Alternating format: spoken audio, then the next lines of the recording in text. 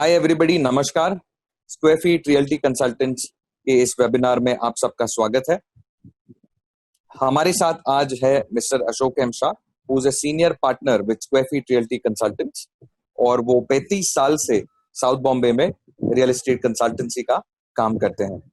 उनके करियर में उन्होंने देखा है कि काफी सारे जो क्वेश्चंस होते हैं वो बायर और सेलर के दिमाग में है, तो उन चीजों को डीमिस्टिफाई करने के लिए हम आज उनके साथ बात करेंगे और हम 5 चीजों के बारे में उनके साथ आज बात करने वाले हैं। नंबर 1, अपनी प्रॉपर्टी का टाइटल खुद चेक कैसे करें। नंबर 2, अगर किसी ने डुप्लीकेट शेयर सर्टिफिकेट दिखाया है तो और ओरिजिनल नहीं है तो क्या करना चाहिए। फिर नंबर 3, मॉर्गेज या लोन है वो प्रॉपर्टी तो पे है तो वो हम कैसे फाइंड आउट करें। नंबर 4, किसी ने बैंक लोन लिया हो तो वो फ्लैट लेने में क्या प्रिकॉशंस रखने चाहिए। नंबर 5, पेमेंट करके बैंक से डॉक्यूमेंट अगर नहीं आया तो क्या। और फाइनली और एक एडिशनल सवाल कि एज अ बायर और अ सेलर हम ब्रोकर या रियल्टर को कैसे सिलेक्ट करें। So with that we will go on to our first question. So अपना पहला क्वेश्चन है, अपनी प्रॉपर्टी का टाइटल खुद चेक कैसे करें। नमस्ते, welcome to Realty Consultant. Title कैसे चेक करें?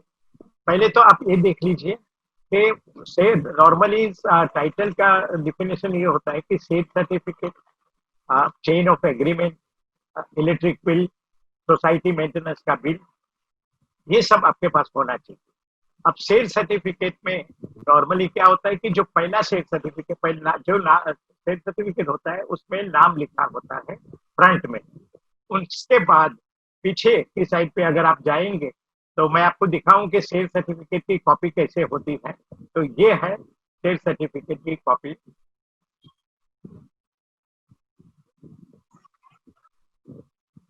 ये सेल सर्टिफिकेट की कॉपी है।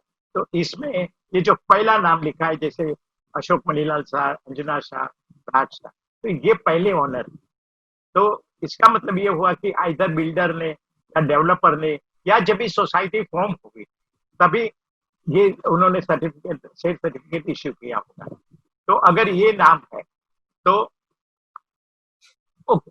इसके बाद उसका अगर ये ऑनर ने सिर्फ को दूसरे को बेच दिया, दूसरे ने तीसरे को बेच दिया, तीसरे ने और किसी को भी दे दिया, जैसे ये, तो इसमें क्या है कि इस एक एक 80 को उन्होंने अशोक भाई ने कमलेश जैन को और कृष्णा जैन को बेच दिया।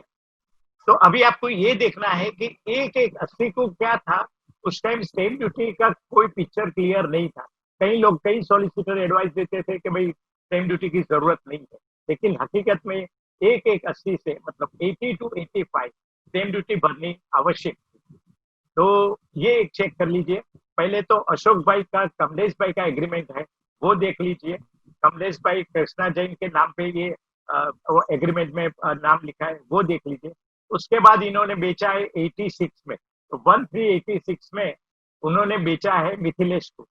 तो मिथिलेश ने स्टैम्प ड्यूटी भरा है कि नहीं वो देख लीजिए।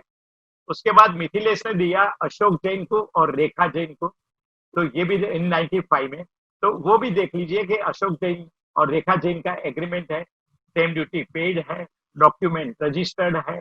उसके बाद उन्होंने 31/3/2000 में मिस्टर नवरत्न जैन को, मिलिंद जैन को दिया है, तो वो भी डॉक्यूमेंट आपको जरूर होना ही चाहिए। उसके बाद 1/2/2020 मतलब अभी उन्होंने बेचा है कौशिक शाह को। तो अभी अगर आपको ये फ्लैट लेना है तो ये अशोक भाई का जो एग्रीमेंट है या जो भी अलॉटमेंट लेटर है वहां से लेके 1 2 3 4 पांचों 5 एग्रीमेंट आपके पास होना चाहिए। और दूसरा कि ये सब स्टैम्प ड्यूटी पेड होना चाहिए, रजिस्टर्ड होना चाहिए, और ये सबका ओरिजिनल कॉपी आपके पास रहना चाहिए। कोई बोले मेरे पास नहीं है तो वो फिर उसका दूसरा रास्ता है, लेकिन पहले अगर आप कोई लेना चाहते हैं तो पहले सेल सर्टिफिकेट का फ्रंट कॉपी, उसके बाद बैक कॉपी में जितने जितने नाम है वो सब आप देख लीजिए। तो ऑलमोस्ट टाइटल क्लियर है, ऐसा समझ के चलना चाहिए। हाँ, ओवर टू राज। ओके, अगर किसी ने डुप्लीकेट शेयर सर्टिफिकेट दिखाया हो और कहते हैं कि ओरिजिनल नहीं है तो क्या करना चाहिए?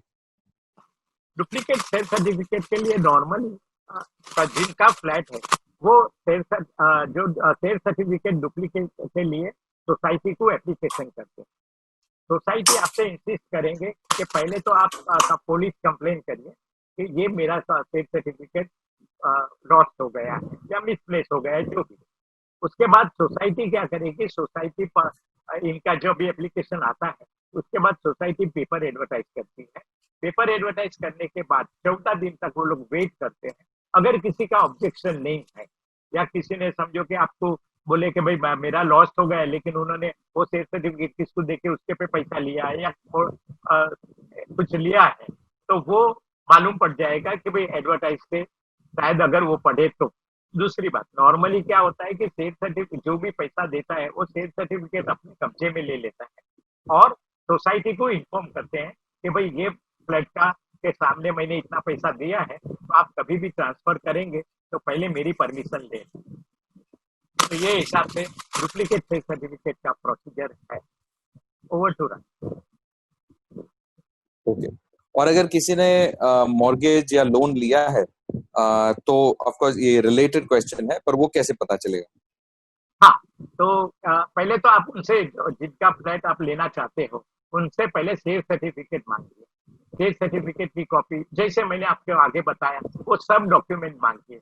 अगर ओरिजिनल शेयर सर्टिफिकेट नहीं है या एग्रीमेंट नहीं है, ये दोनों इंपॉर्टेंट डॉक्यूमेंट है। तो यूं समझिए, या तो वो बोलेंगे कि भाई मेरा बैंक में लोन है, मैंने बैंक से लोन लिया है, मॉर्गेज किया है, तो उनसे बैंक का लेटर मांगिए कि भाई बैंक ने जो आपने जितने भी पैसे लिए हैं, तो बैंक नॉर्मली क्या करती है कि जब भी आपको पैसा देती है तभी ये सब डॉक्यूमेंट्स आपसे ले लेती है और एक ऑफिशियल लेटर देती है कि भाई ये डॉक्यूमेंट मेरे पास है और इतना अमाउंट बाकी है। अगर आपको परचेज करना है तो आप उनसे इंसिस्ट करिए कि भाई आप बैंक से लेटर दिलवा दीजिए कितना अमाउंट बाकी है। ये सब डॉक्यूमेंट उनके पास है, वो प्रूफ, उसके बाद ही उनसे डील करिए और ऐसे मालूम पड़ेगा। लेकिन अगर आप वो बोलते हैं कि भाई मेरे पास सर्टिफिकेट नहीं है, तो फिर वो डील में आगे बढ़ना थोड़ा मुश्किल पड़ेगा। Over to. Okay, right. तो ये आपने थर्ड क्वेश्चन का भी आंसर दे दिया है कि अगर बैंक लोन लिया है तो क्या प्रिकॉशंस लेने चाहिए। Okay, so we'll move on to our fourth question की पेमेंट करने के करके अगर बैंक से डॉक्यूमेंट्स नहीं आया तो क्या क्या पैसे देने में और डॉक्यूमेंट्स बैंक से लेने में या अक्वायर करने में क्या कोई टाइम लाइक होता है और उसका क्या सोल्यूशन होगा? हाँ, आजकल ये बहुत ही प्रॉब्लम है। अभी मैंने एक मैराथन में एक डील किया था तो वहाँ यही प्रॉब्लम आया। हम बैंक से ये पार्टी ने कुछ 2 करोड़ का लोन लिया था। अभी बैंक के पास हम लोग गए तो बैंक ने बोला कि भाई देखो आप पेमेंट कर दो, उसके बाद हम 1 वीक के बाद आपको डॉक्यूमेंट्स देंगे। अभी वहां प्रॉब्लम आया कि भाई पार्टी बोलती है भाई मैं तेरे खाते में पैसा दे दूं और उसके बाद अगर बैंक से कुछ भी गड़बड़ हुआ या कुछ भी नहीं आया तो मेरी पोजीशन, तो ये एक दिक्कत आती है। उसके लिए मैं आपको यही एडवाइस करूंगा कि आप बेहतर के वही बैंक में से आप लोन, अगर आपका प्रोग्राम है, अगर आपको लोन लेना है तो वही बैंक से लोन लीजिए, ताकि डॉक्यूमेंट शिफ्ट होने शिफ्ट नहीं करेंगे उनके अकाउंट में से आपके अकाउंट में डाल देंगे। वो एक पॉसिबल है। या तो बैंक अगर जो पार्टी जो बेच रहे हैं उनके पास पैसे की सगवड़ है तो वो पहले पैसा दे देवे, बैंक से लोन रिलीज कर, बैंक का लोन दे देवे और डॉक्यूमेंट सब रिलीज कर देवे। और सब करने के बाद अगर डॉक्यूमेंट्स उनके पास आ गया तो भाई नॉर्मली आप जो सेल करते हैं, भाई पेमेंट करो, डॉक्यूमेंट्स ले लो, साइन करो, रजिस्टर करो और पोजीशन ले लो। So as an add on question, as a buyer और सेलर आप क्या सजेस्ट करते हैं कि उन्हें ब्रोकर या रियल्टर को कैसे सिलेक्ट करना चाहिए? आपके जैसे वीडियो बनाते हैं उनको सिलेक्ट करना चाहिए? Good question. ऐसा नहीं है। ये तो एक खाली नॉलेज सीरीज के लिए मैंने वीडियो बनाया, और भी आगे लीज का और सब बनाएंगे। तो ब्रोकर सिलेक्ट करने में मैं आपको ये बोलूंगा कि पहले तो अगर आपके बिल्डिंग में समझो कि आप हल्का बिल्डिंग में रहते हैं या कोई भी बिल्डिंग में रहते हैं तो वहाँ किसी ने डील किया हो, वो ब्रोकर का नाम ले लीजिए, उनके उनका रेफरेंस निकाल दीजिए, उनको पर्सनली मिल लीजिए और उनको आपके जगह पे बुला दीजिए। जो अगर आपको बेचना है तो आप दिखा और उनको एडवाइस दीजिए कि भाई ये मेरे डॉक्यूमेंट्स है, इसमें क्या क्या है, क्या क्या प्रॉब्लम है या क्या मैं क्लियर कर दूं, तो ये पॉसिबल है। दूसरी बात, उनका रेफरेंस निकालने के बाद कोई प्रॉब्लम नहीं है। उसके बाद उसको ब्रोकरेज जो भी आपको आपका अंडरस्टैंडिंग हुए वो डिसाइड कर लीजिए and then it will go smoothly, कोई प्रॉब्लम नहीं है। So now we open this up to audience questions and one of our partners, Mr. Dhiren Shah भी हमारे साथ जुड़े हुए हैं। तो Dhiren, over to you. आपके कुछ सवाल है तो आप पूछ सकते हैं। Good evening sir. Good.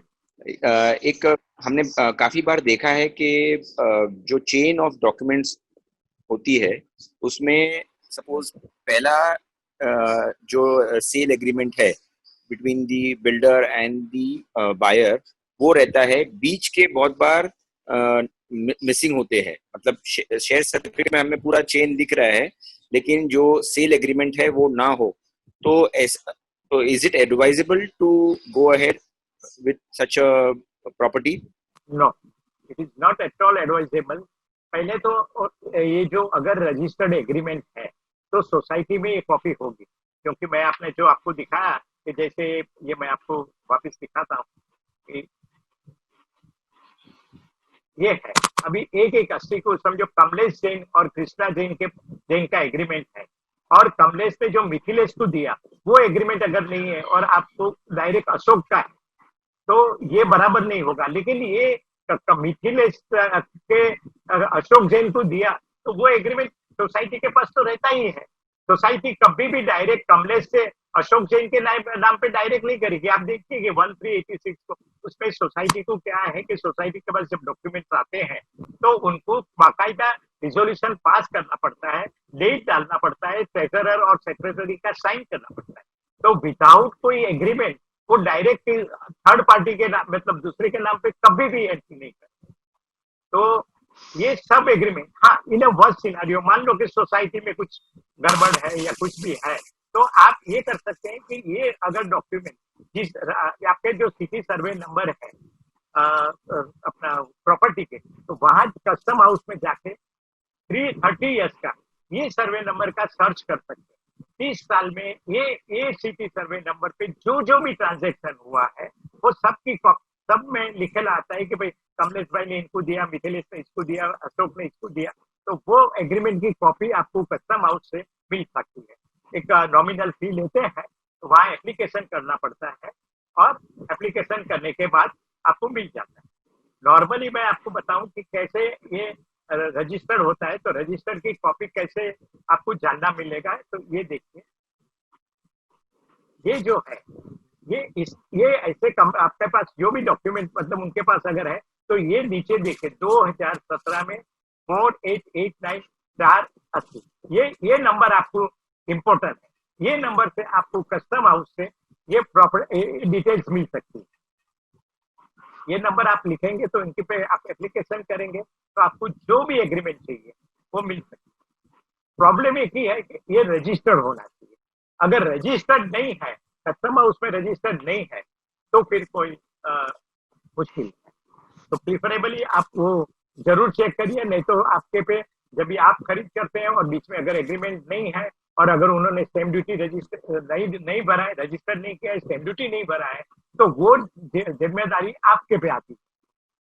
तो जब भी आप रजिस्टर करने को जाएंगे तभी का वहां से रजिस्टर आपको बोलेंगे भाई इसकी स्टैम्प ड्यूटी नहीं भरी है, तो वो दिक्कत आ सकती है। इसलिए बेटर कि ये डॉक्यूमेंट सब जरूर चेक कर लीजिए और फिर कोई प्रॉब्लम नहीं। Do the closing. Thank you everybody ये देखने के लिए। हमारे चैनल को सब्सक्राइब करें, लाइक करें और कमेंट्स करिए। अगर इसके अलावा आपके कोई क्वेश्चंस है तो प्लीज वो कमेंट्स में हमें बताइए, we will try and answer that. And finally अगर आप खुद टाइटल चेक नहीं कर पा रहे तो इस वीडियो के नीचे एक फॉर्म है, उसके अंदर आप अपना फॉर्म या डिटेल्स भर दीजिए, then we will get a free title check from Square Feet Realty Consultants. हमें कमेंट्स में, और ये भी बताइए कि आपको और किस तरह के वीडियोस देखने हैं। Thank you.